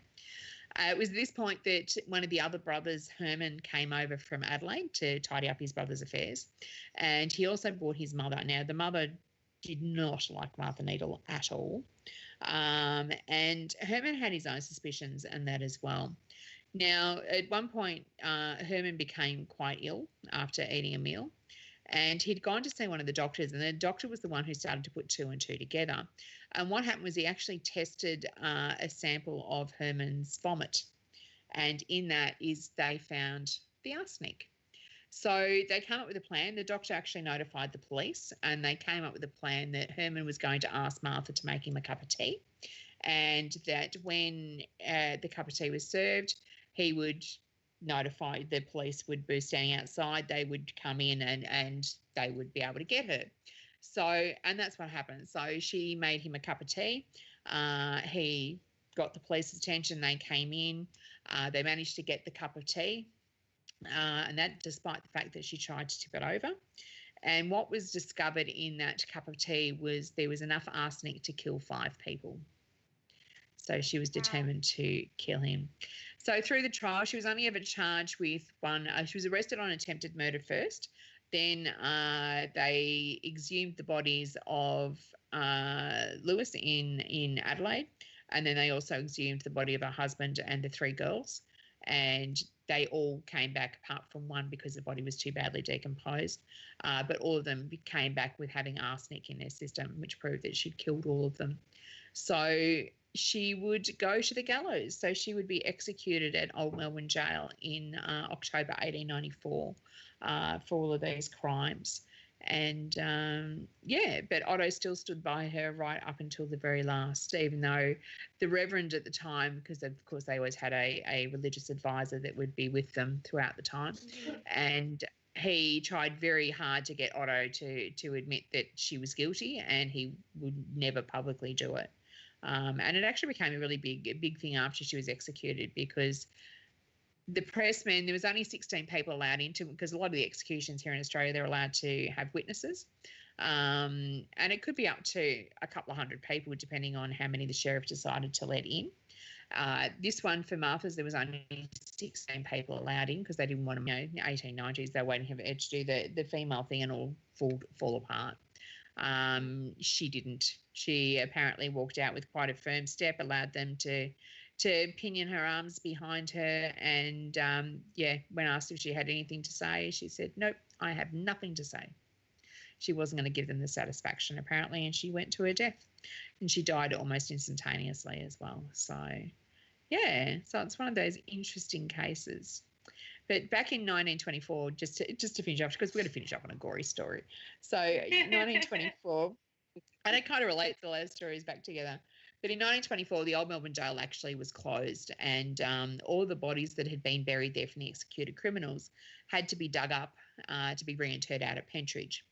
So what happened was, when they started to dig up the graves, is that we ended up with a whole host of looters around. So the looters actually stole skulls.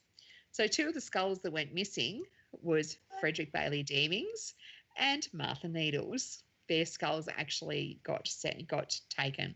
Oh. Now, Deemings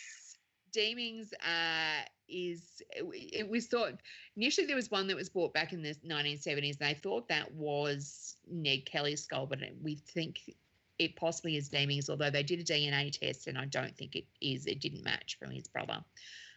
But Martha's skull apparently is in the University of Melbourne collection somewhere, and her body is now out at Pentridge. So she's now in 2 separate places. And the bluestone marker that was there, because they used to put their initials with the date of death, that is actually now out on the Brighton foreshore, holding back the sand. So it's sort of one of the rock walls that's out along the waterfront there.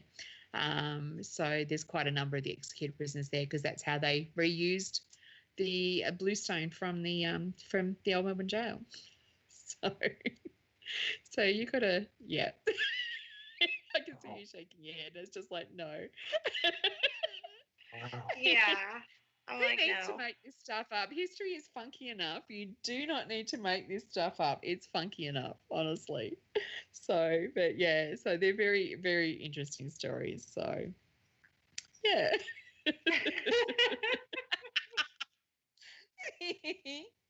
Oh, dear. Ryan, what was that one show that we did? Was it the Hellfire Club was it Dracul, where there was a skull or something stolen? Do you remember? I think it was when we did Dracula. Yeah. Like, what's wrong with people? Don't. You're asking someone who's got a death mask sitting on her desk, really? It's a great conversation starter. I actually have a friend whose dog gets quite upset every time she sees him because she doesn't like him. Wow. But yeah, death mask is one of those things, and again, it goes back into what they used to do, and in the 1800s, that death masks would be done on executed criminals, and it was because they were trying to, I suppose, similar to what we do with the paranormal, they were trying to prove why or find a reason as to why these people were like this. And it led to this study of phrenology. So all of the executed criminals would have a plaster cast made of their heads once all their hair had been shaved off, apart from the ladies. The ladies were allowed to keep their hair, the men weren't. But it was done so that they could actually examine their skulls by these, pseudoscientists, that they thought that if they could work out the lumps and bumps on your skull, they could work out whether you were supposed to be a criminal or a Christian, that it was predetermined by the shape of your skull and things like that. It's rumoured at one point that if you've got a lump behind your right ear, then you have a propensity towards murder. There's all these sorts of things. You know what? It's so true. I studied, I actually got my minor in European history, and that's so true. That's all true. Like, it's just freaking crazy. That's all I can say. Mind-blowing is what it is. But the other thing, I'm safe. Like here in Australia, and I don't know whether they used to do it, whether they did it in America or not, but here especially in Melbourne, I know, is that one of the things that used to happen when these horrific crime scenes is that, I know with Deeming's, like once Deeming's trial was finished, they actually auctioned off all his stuff, right? So all his clothing, the bucket, the battle axe, all of the exhibits, all the murder weapons were all auctioned off. And what some people used to do, and there was one particularly in Melbourne by the name of Kreitmeyer, who ran a wax museum. So they would make these wax effigies of these murderers, buying the actual items that these people had been wearing and that the victims had been wearing, and put them on display for people to wander through and have a look at. So I suppose Madame Tussauds, but on steroids, with with the actual murder stuff. These things, they would have, this. I know in the Melbourne one they had different levels, so they'd have all the historical figures and all of that, all the nice ones, and then they'd have this House of Horrors, which would be all the murder scenes and all that, and they would go and collect the actual clothing that the victims had been wearing and the actual weapons that had been used, and these would make up some of the displays that people would be paying their coin donation to go in and have a look through. So, and this was a lot of the people that were doing that were also the same ones that were doing the death masks. So, and then there's rumours too that, with some of them, to make the death masks, it was actually easier to decapitate the prisoners rather than try and make it where they're all still together.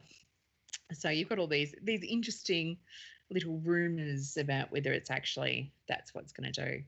But oh my God, I would love to. I've seen the catalogues for some of the wax museums from the 1860s, and boy, would I love a time machine to go back and have a look. Why don't they do that these days? I would too. Well, guys, it's been a twisted night. I know that I have thoroughly enjoyed it. What about you, Christina? Oh yeah, Deb is amazing. We love her. She's so much sick and twisted. It is a fascination. We all have to admit to that it is a fascination why we are so obsessed with this kind of topic. And she's gonna think, oh my gosh, why did I get to know this Christina when I'm blowing up her inbox with, hey, do you know this serial killer? Do you know this murder? Do you know that? Yeah. No, the problem is with that is like, no, I don't. Oh, hang on, let me go find it. What exactly is this about? Exactly. I will be doing the same thing, and I really wish we could have you on for like another hour or two, because there's just so many other things that we could talk about, and so many questions that I still have for you. about about the history aspect, how you collect all this history, because honestly, it really would help me out a lot with my investigations. So Yeah. God, we're gonna have to have you back on. Sorry. That's fine. I'm sorry, but yeah, okay, that's fine. I'll come back. I guess if Jeff's still around, he'll testify to the fact that I have a way of just somehow just finding things that somebody else can't find for some reason. I don't know why. It just happens some days. It's just like you go looking for this one person and it's like, yeah, found it. And the Australian accent. We gotta love it. Oh, you gotta love that Aussie accent. But I remember when I first contacted you, Deb, and you were like, what am I going to talk about? Oh, now we've got like another 2-hour show we got to do. I'm not an investigator. Don't you? I get in trouble for that. When one of my friends that I used to do investigations with used to say, "Yeah, you are." I'm like, "No, I'm not. I'm just a historian." I really wish that I would ask you to be a historian for our team, because that's one thing we're kind of lacking is that. Because even though I try and go out and look for history, I do try and utilize the tools that I do have, like the Historical Society and, so on and so forth. It's still really difficult for me anyway to get a hold of history. And so I would love, if you lived here, can't you just come here? I've got to work out how to do it over in America. That's what would be the thing. But it's actually interesting because when I started with the team, and that was one thing. It was my doing the history was my way of trying to fit into the team because I didn't have any other skills. I'm not a medium. I wasn't an investigator. It was trying to play to my strengths to actually help the team as well. And we've kind of evolved from there, and it's actually now evolved across all of our tours that we, that's the basis of everything that we do. As much as we're telling stories of people and these really funky, quirky things that are happening, they're all actual things that happened. And, even down to the characters that we do on our ghost tours, our characters that we take on when they put on their costumes are real people. They are people that actually lived or worked there. So they have a backstory. So we know their stories and who they actually are. And I think that kind of helps to make sense of things too from that perspective as well. But like I said, it's just fascinating. You can't make this shit up. Seriously. I go to the library and I go through microfilms, which is basically the newspapers and anything that was, and that's how I found out a lot of the history of, the investigations we go on. Yes. And everything has a backstory. It just sort of depends on how you look at it and where you look. Like I go to, as I think I mentioned before, one of the places I go into is the Public Record Office, which is the government repository for all records. So anything that's gone through a government agency is supposed to be deposited in this agency, and that's where all our criminal trial cases are, the capital case files are, the inquests, the even the historical maps of areas, the land files, we talk about, we go to a lot of hotels, the license files, so who all the other licensees were at this particular hotel. So they're all at this one repository.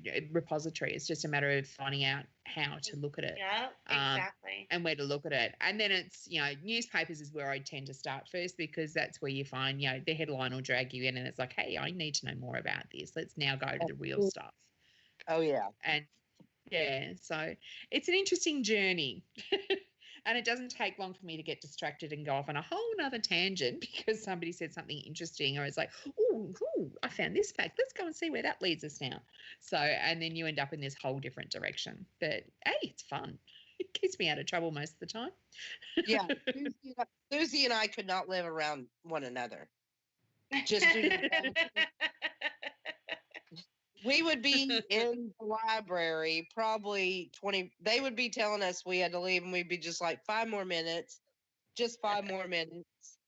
Well, I'm lucky that the internet's become really good with it, especially here in Victoria. The internet's become really good, so that a lot of the stuff's been digitized. So I can actually find it even if it's 3 o'clock in the morning. I can still be looking up inquest reports, which I love. So, yeah. So they've made it a little bit easier.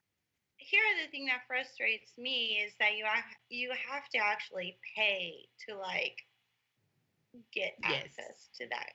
So that's frustrating. Some things you do here, others you don't, and then again, it's a matter of finding where to go to find it. So, but yeah, so no, it's good fun. But no, I've had a ball. I'm happy to come back and chat another time. Hopefully, if everyone wants to as well. We will definitely be having you back on, and that's a wrap, guys. Really quick, I want to make a few announcements. Our next show will be on 3/29. And we do have parapsychologist Brandon Mazzulo, author of The Ghost Studies. So he's going to be on. That's going to be a really, really fascinating, diverse topic as well. So that'll be really, really interesting. I want to remind you guys that you should come to our group page, our Haunting the Afterlife Radio group page. I'm going to put that link in chat really quick. Keep up on events, keep up on our shows, keep up on all info. And also, do we have any team announcements? Christina, do you have any team announcements coming up? I'm going to stick your team page really quick into the chat. Yeah, I want to give a team shout out to Homegrown Paranormal from California. Him and I have been working on a case for now about a week. The case is close to us, so we're going to be driving down and visiting with the family and all that good stuff. But yes, him and I have been, really talking about what we can do to help this family. So keep your thoughts and prayers, love and light with us. Definitely. Okay, well, let me put your link. I'm trying to put your link here, and it's not letting me. Hope that goes through. Oh, no, that was the wrong link. Hang on. Sorry, Christine. I'm trying to put your Old Fort link here in chat, and it keeps giving me an error message. Oh, yeah. There we go. Oh, maybe not. Justin says prayers going out to that family. So I'm going to do a Facebook group shout really quick to Miss Penny's Para-Unity group. And I'm going to stick the link here in chat really quick. Awesome group page. Loves sharing. No drama. Just a wonderful, wonderful group. And she is amazing. The main admin of the page is amazing. So, yeah, Justin's like, she's awesome. So that's my Facebook group shout. Do you have one, Bri? No. I haven't really been too much. Yeah, I've been taking pain meds and muscle relaxers for this sciatica. It's not gone away. Well, love and light to you, Bri. I hope you feel better, and I hope, Christina, you feel better as well. I'm going to drop our Mystery Gang page info in chat really quick. So come in, like our page, follow us. We have a really big, huge documentary coming up soon of the Mystery Gang's Goldfield Hotel experience. That's going to be coming out on April 5th. It's going to be probably about an hour-long documentary, and we'll have to be linking our YouTube to the Facebook to actually show it to you guys. So that'll be really good. But yeah, what do you have to say, Bri? Anything else?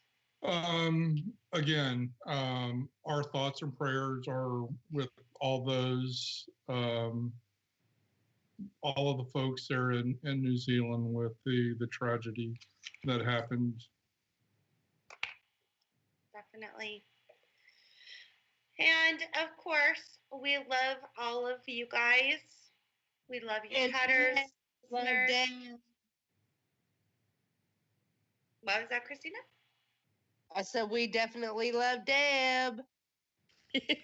Yes. Love you guys too. You have been so phenomenal, so much fun tonight, and just very informative, educational, just everything. So we're very thankful to have you on. We're very grateful, and we love you. We can't wait to have you on again. So thank you again for being on. I hope you had a good time. I sure did. Thanks for having me, guys. I really appreciate it. We love you. And, well, that's a wrap, guys. I want to wish you all love and light and peace.